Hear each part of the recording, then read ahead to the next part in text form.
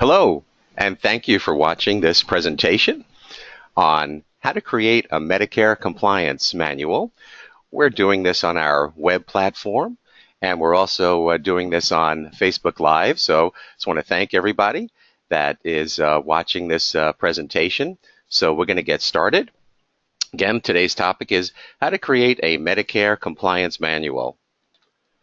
There's no audio taping or videotaping allowed, and any unauthorized reproduction or forwarding of this target coding presentation is illegal. A little bit about myself for those of you that don't know who I am. My name is Dr. Marty Kotler.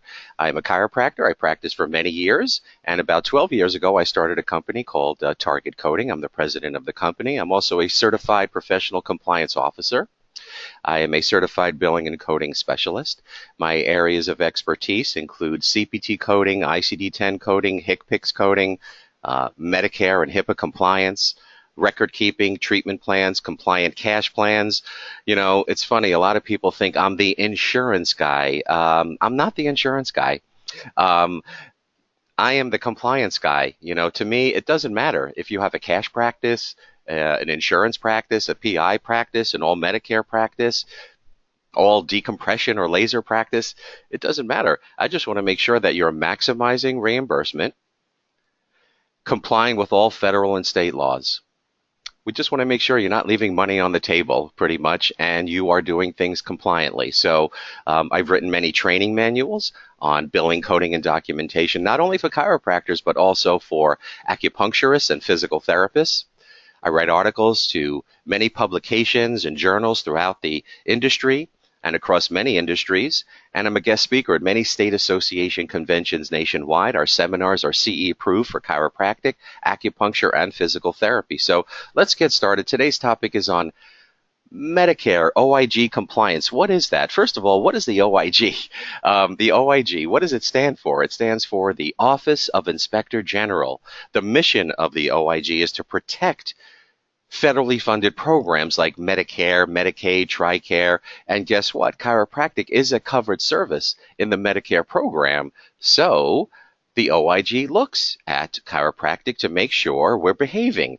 And sometimes, according to the OIG, we do not. So there have been a few reports on chiropractic. This one's many years ago.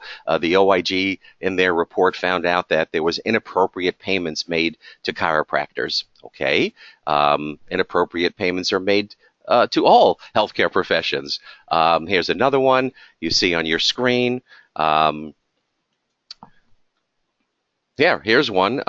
This one is on for physical therapy center in I think this was New Jersey. They had to repay $29 million. $29 million. Wow. For billing inappropriately. Here's another one on chiropractic. So here are some of the key points. Medicare wants providers to be proactive.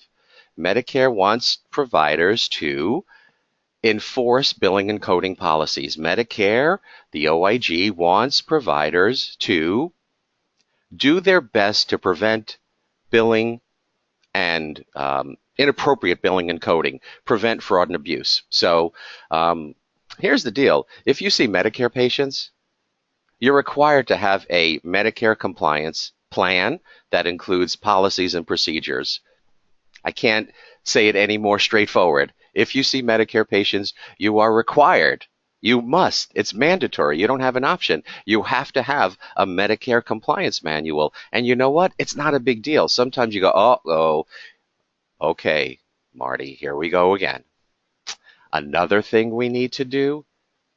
Yeah, I don't make the rules. I just help you enforce them to protect you from getting in trouble. So yes, another thing you need to do. But this is simple. As far as, implementing a Medicare compliance plan with policies and procedures, it shouldn't take more than a few hours. If you're, working on one right now, and it's taking you, like I've spoken to some doctors where they said their Medicare compliance manual has taken 6 months to implement. What? 6 months? I don't know. Our Medicare compliance plan that we implement with our clients takes about 4 to 6 hours. and you're up and running. So here's a couple other things. Now, here's a question I always get. Why do I even need this? And I don't even see Medicare patients. Okay, so if you don't see Medicare patients, it's not mandatory, right? So you're saying, Marty, my practice is, I'm 95% Blue Cross Blue Shield and 5% cash, or 50% Blue Cross Blue Shield. Okay, so Blue Cross Blue Shield doesn't require, unless your contract states it, you should find out and contact your Blue Cross Blue Shield carrier. But I don't think they require a billing and coding manual. But I would do it if 50% of your income, or like some of my clients, 95% of their income is Blue Cross Blue Shield. It would be a good idea to have a billing and coding policy manual on how you handle Blue Cross Blue Shield patients. So it's good for staff members watching this. Don't you want your employer to be organized? Don't you want your employer, here, take a look, you see it on your screen? Staff members want organization and leadership. They want to work in an ethical and trustworthy atmosphere. A billing and coding policy manual helps that. Helps prevent insurance company recoupments, state board issues. And it's great for the doctor. Now, I know a lot of you. You see, this is where I bring in my years of being in the trenches, seeing patients, and now, 12 years of doing billing and coding and advising hundreds of doctors across the country. Here's something that's very common. Patient comes in just with neck pain. Just with neck pain. And you ask the patient, do you have any lower back pain, arm pain, any headaches? Patient says, no, it's just my neck. I would say many of you are doing a full spine check, and you might adjust the lumbar region, right? Patient only has neck pain. At least I did it in my practice and many of my clients. Patient lies down, they just have neck pain, but you decide to palpate the lumbar area. Okay, great. And you may adjust the lumbar region. Fantastic. What's your policy on that? Because if your notes show that you did a full spine adjustment, but you only billed 98940, that could be considered downcoding. There's such an easy way to get around that. Contact us after the webinar, and we'll let you know how you could easily get around that. I have a couple of quick Medicare questions for you. Take a look at your screen. Can you treat Medicare patients without being enrolled in the Medicare program? Guess what? No, you have to be enrolled in the Medicare program. Don't tell me this. Don't tell me, Marty, I'm not in Medicare. I don't bill Medicare. I don't know if I even have a Medicare number. But when Medicare patients come in, I just tell them, give me $50 cash. I adjust them, and that's how I do it, right? Isn't that okay? No, no, no, no. Should I repeat myself? No. Can you opt out of Medicare as a chiropractor? No. Opting out is a private contract. So here's my choice, because I get tons of questions on this all the time. Here's the question. Do you want to see Medicare patients, yes or no? If the answer is no, end of conversation. Do you want to see Medicare patients? The answer is yes. You must be enrolled in the Medicare program. If not, you're doing things illegally. Here, take a look at the screen. There's my resource. If you don't have to believe me, go to the Medicare Benefit Policy Manual, Chapter 15. Section 40.4, right there, it says chiropractors cannot opt out of Medicare. Yeah, there's another document right there that talks about it. Chiropractors may not opt out of Medicare, noting that opting out and being non-par are not the same things. Chiropractors could be par or non-par, but they may not opt out. Actually, those of you here, take a look at this one. Chiropractors not enrolled in Medicare, you're not even allowed to use an ABN form. Right? Yes. Right there, Medicare Claims Manual. Take a look at your screen. Medicare Claims Manual, Chapter 30, Section 50.3. I hear this all the time. Dr. Kotler, we see Medicare patients. We don't really bill. We just tell them it's wellness, and we just take cash. We just have them sign the ABN form. Can't do that. If you're not enrolled in the Medicare program, you're not allowed to use Medicare forms. Again, you might be hearing this going, what? I've never heard this. Google it. If you don't believe me, just do your research. When you hear something for the first time, I'm skeptical too on many things. If somebody tells me something for the first time, I would go, what? I never heard that before. Is that true? Do your research. When I tell you, if you see Medicare patients and a Medicare compliance manual is required, and you go, I never heard that before, I don't believe it, then, just do your research. It's based on these 7 essentials. You see them on your screen. I'm going to go through the 3 main ones that are in bold: policies, staff trainings, internal reviews. Here's a take a look at the screen. You see here are our policies and procedures. This is from Target Coding's Medicare Compliance Plan. This is an excerpt, one of the pages right out of it. We have 18 policies and procedures. There's a whole bunch here. So let me show you on the screen here. Internal reviews, the backbone of any. I'm reading right out of the policy 1.2, internal reviews and monitoring. The backbone of any compliance plan is reviewing and monitoring components. Your policy is going to be to perform regular periodic reviews. And it's okay if you find a little mistake, you change it, right? That's what compliance is about. Here's a picture of our chart audit tool that we use.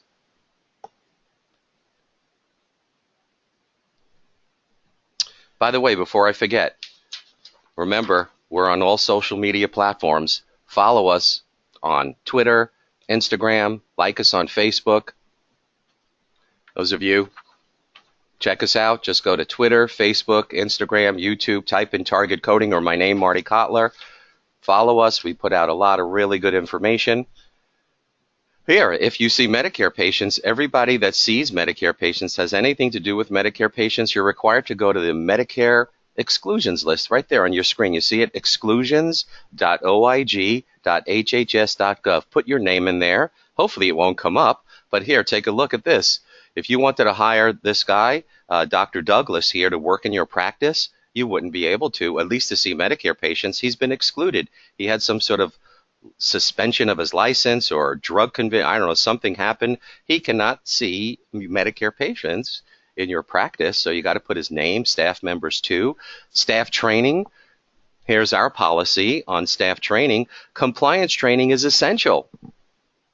It's essential. And many of you do it, right? Many of you staff, you train your staff. Document it. It's simple. This doesn't have to be complicated. It's very simple, and if you use our company, it's not that expensive. So compliance training is essential. The OIG has made recommendations for 3 hours. 3 hours of compliance training per year. Okay, I think you could do that. There, take a look at the screen. You'll see this is our sample employee training log. Just fill in the blanks every time you have a meeting. Hey, you could even use this webinar. What? Yes, you could use this webinar. Take out a spreadsheet, put today's date, watched Dr. Kotler at Target Coding doing a Medicare compliance training for 30 minutes, whatever. Log that in. Any type of webinar that, we have a lot of fans across the country. Any webinar that you watch where you need, especially for the free ones, the paid ones, we give you a certificate automatically. But for our free ones, if you need some sort of proof that you attended the webinar, on our GoToWebinar platform, we log in your time. So we can give you a certificate of attendance and add it to your compliance manual. So here's a sample training log on your screen. Compliance concerns. You think a patient might ever come in and say, hey, I don't understand. Why are you billing me this? Or why are you billing that? Or I see that my friend Mary comes in and you charge her $40. When I come in, you're billing my insurance $180. I don't understand. Aren't we getting the same services? How would you answer that? Does your staff know how to explain that? Have a policy on it. If the patient is now elevating this concern, you could have a problem. Now, also employees, what you see on your screen is employees could have a concern. You could have an employee come up to you and say, hey, I went to a seminar this weekend and I heard that we're not supposed to be doing this. I think we're doing things inappropriate. There you go. You should have a log, a form. We have an employee compliance concern form. This is a form that you hope you never have to use. A patient complaint form. It's like a fire extinguisher. It's something that you should have, but hopefully you never have to use. Stark Law, be aware, with Medicare Compliance, Stark Law, you can't refer patients to another facility that you have ownership in for certain designated health services, not for everything. You open up a health food store down the street, you could send your patients there. But for these designated health services you see on your screen, you couldn't do it. Anti-kickback, here, I could explain this very easy. And that's what we like to do at Target Coding. We like to make things simple. Being in practice for 16 years, being in the trenches, dealing with thousands of patients and coming up with diagnosis codes and evaluating and dealing with all their problems and personal problems and financial problems. I know what it's like to be in the trenches, so I know how to explain these things. That's what we get. We get so much feedback from these webinars that, wow, you made it so simple and you made it so easy. Your books, your videos, just make it so much. We have hundreds of testimonials on our products and services. But here, anti-kickback, I'll make it very simple. If an attorney comes up to you and says, hey, we get a lot of new patients coming to our law practice. We want to refer patients to you, Dr. Kotler. What we're going to do is, here's how it's going to work. Every time we refer you a patient, you're going to need to give us $300. Okay? No, that's not okay. That's a violation of the anti-kickback law. Don't get into these relationships with body shops, attorneys. Hey, I know some chiropractors that get a lot of new patients, and they'll do the opposite. They'll go to an attorney and say, hey, I get 100 new patients a month. A lot of them are involved in car accidents. I want to refer you a lot of my patients to your law practice. Every time I refer you a patient, you got to give me some money. Stay away from that. So now, there's a big difference between Medicare and HIPAA. Medicare is all about billing and coding. You could look at compliance in your practice in two pillars. First pillar, billing and coding. The second pillar is HIPAA. Yeah. Billing and coding is one category of compliance, and the other category is HIPAA. If I had to categorize them into two, there you go. So billing and coding involves Medicare compliance. It's all about billing and coding. Look at your screen. The main purpose of Medicare OIG compliance is to prevent billing and coding errors. What's the main purpose of HIPAA?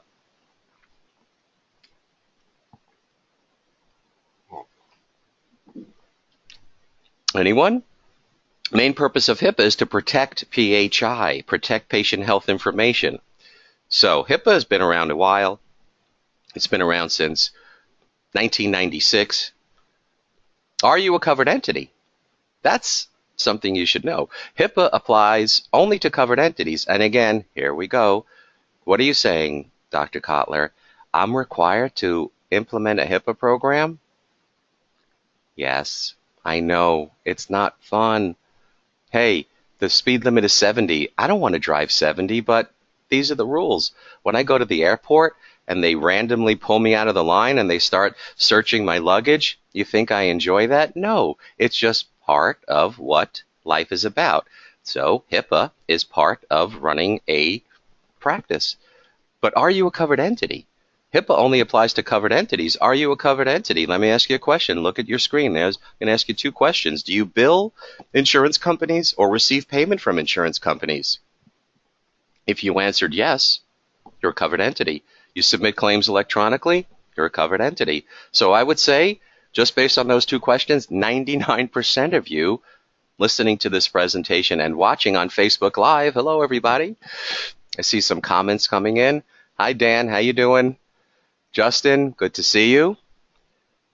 Justin is my nephew in chiropractic college, graduating soon. Looking forward to that. Who else is out there? Allison, hi. So, yes. So, are you a covered entity? 99% of you listening to this are covered entities. So, get a good HIPAA. You see on your screen a HIPAA notice. Email amy@targetcoding.com. amy@targetcoding.com. Hi, Brian. How you doing? Haven't seen you in a while. Hello. HIPAA notice. You want ours? You should get a good one. We like ours. Ours right from the federal government. Email amy@targetcoding.com. She'll email it to you. Get a good HIPAA notice. Updated one. I was reviewing one of my clients' HIPAA notice. I'm reading it. He didn't read it. He didn't read it. His staff didn't read it. So part of my gold membership program, we review your forms. So I'm reading the doctor's forms. I see all this dental information in it. Dental information? I said, Doc, what is this HIPAA form you're using? He said, oh, my brother-in-law is a dentist. I'm just using his. What? No, read your forms. Hey, listen, I'm guilty of it too. I travel a lot. I do seminars all over the country. I rent cars, right? I go to rent a car. They give me this 12-page agreement. I don't read it. I just sign the bottom. You think Avis read that agreement? Oh, yeah. You think Avis's attorneys read that agreement? Oh, yeah. I didn't read it. I just signed the bottom. So when you give your patients your HIPAA notice, if they don't want to read it, that's fine. But make sure you read it and you know what's in there. There's so much information in a HIPAA notice that protects you, the doctor. But patients have rights. Patients could say, I want you to restrict my patient health information. Patients have rights. They could say, I don't want you to bill my insurance company. Yeah, a patient can come in and say, I'm going to pay you cash, Dr. Kotler. I don't want you to bill my insurance company. So you see on your screen, there's a restriction of PHI form. That's only for members, sorry. Now, as far as our, products and videos, you do not have to be a member of Target Coding to buy our books and videos. So I just want to clarify that. There was some confusion on the last presentation we did. Some people thought you had to be a member of Target Coding to purchase, to get our book. You can buy everything a la carte. So, sign-in sheets, you're allowed to have sign-in sheets, but don't have next to the patient's name the reason why they're coming in. Julie's here, great. Charlie's here, great. You could have sign-in sheets. Your staff person could say, Charlie, you're next. She can't say, Charlie, carpal tunnel syndrome, come on in. No. Julie, sciatica, you're next. No, you can't say that. So there's a whole bunch of HIPAA privacy things here. I'm just going to fast forward through these slides. Business associates, you have to have a BAA. Any person that's accessing, like just about every client I speak to, they have individuals, companies, individuals that they work with that have access to your patient health information.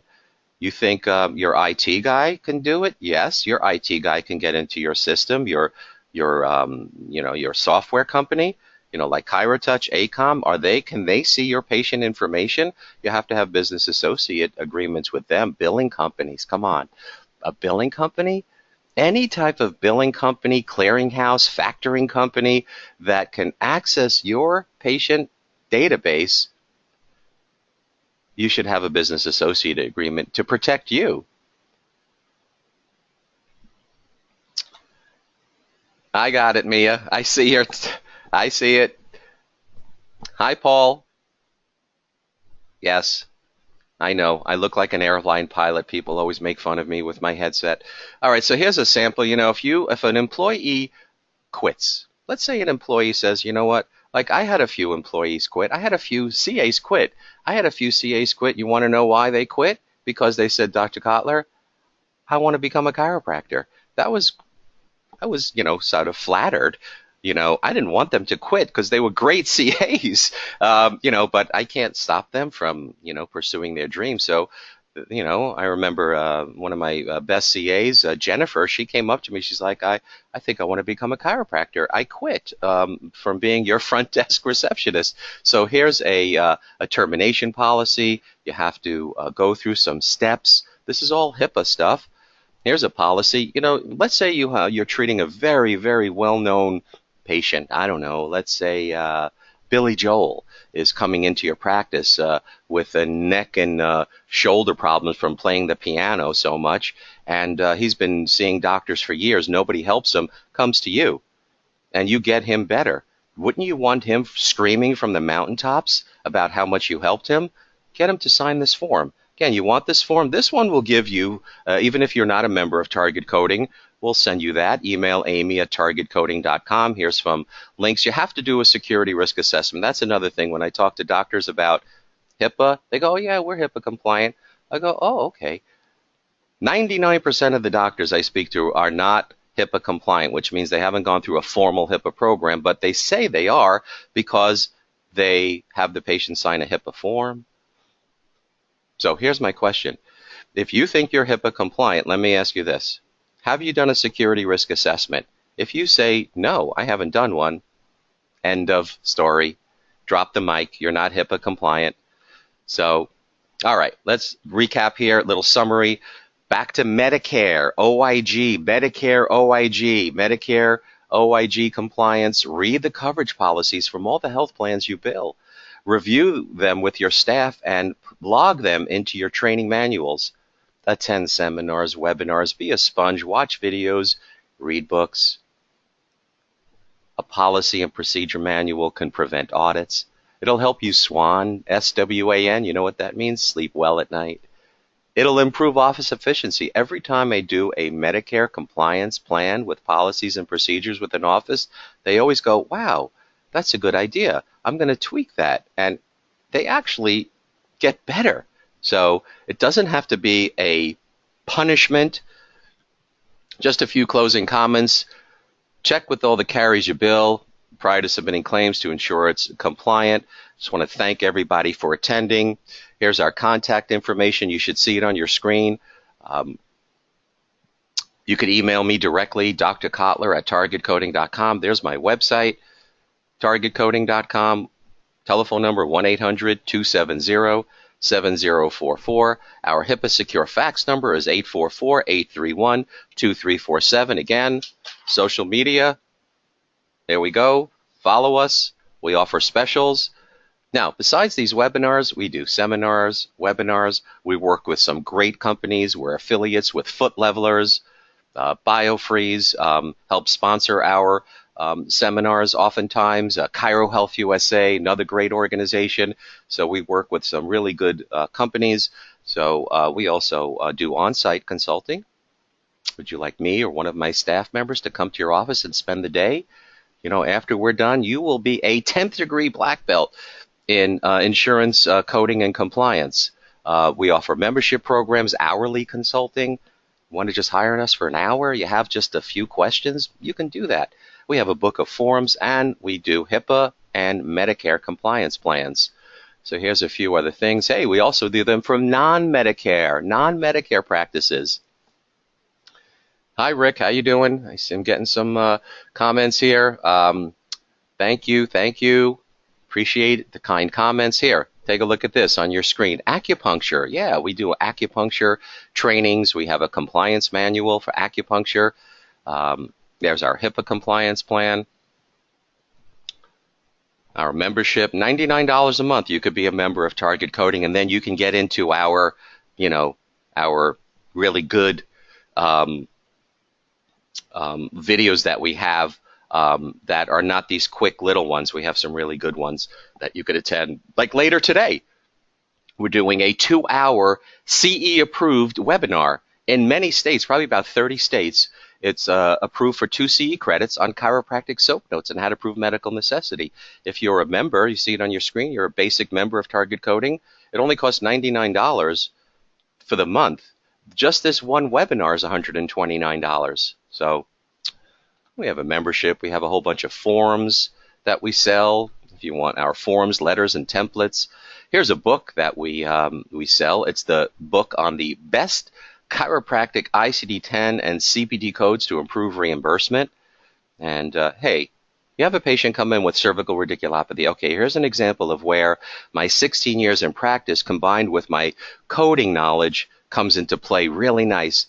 Patient comes in with pain radiating from the neck into the arm, and you want to use cervical radiculopathy.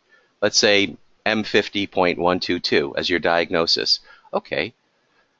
Years ago, you could just, patient has neck pain, pain down the arm, cervical radiculopathy. Like when I first started practicing, a patient would come in with back pain and leg pain. Sciatica. No more. Times have changed. So cervical radiculopathy, you must do Jackson compression or Valsalva or shoulder depression or Sperling. You see it on your screen. Just a couple of ortho tests. Neuro tests. Cervical radiculopathy is an advanced diagnosis. You got to put on your, clinical hat. So I'm helping you put on a clinical hat, check reflexes, check for myotomal weakness, Put in your notes. There was limited motion. There was pain down the arm. We did some ortho neuro tests. So this is a page out of the book, one of the best parts of the book. We got a whole bunch of FAQs I've been gathering for the last 10 years. For example, what's the difference between a disc disorder and a disc displacement? If you don't know, you might be submitting incorrect diagnosis codes on your patients. Ooh, you don't ever want to be accused of misdiagnosing. So we're actually doing a couple of seminars coming up on medical errors. So yeah, I'm not just the insurance coding guy. We're doing seminars on risk management, medical errors, acupuncture, cash practices. I just finished a video. It's on our website for purchase on cash practice. Just cash practice. How to prevent dual fee schedules. A lot of doctors and cash practices, they may bill their PIs $180, then a cash patient comes in, they're charging $40 for the same thing. You can't do that. So here's our next acupuncture webinar, June 21st. PT webinar. Again, thank you for attending. There's our contact information again. We're going to get to questions and answers now.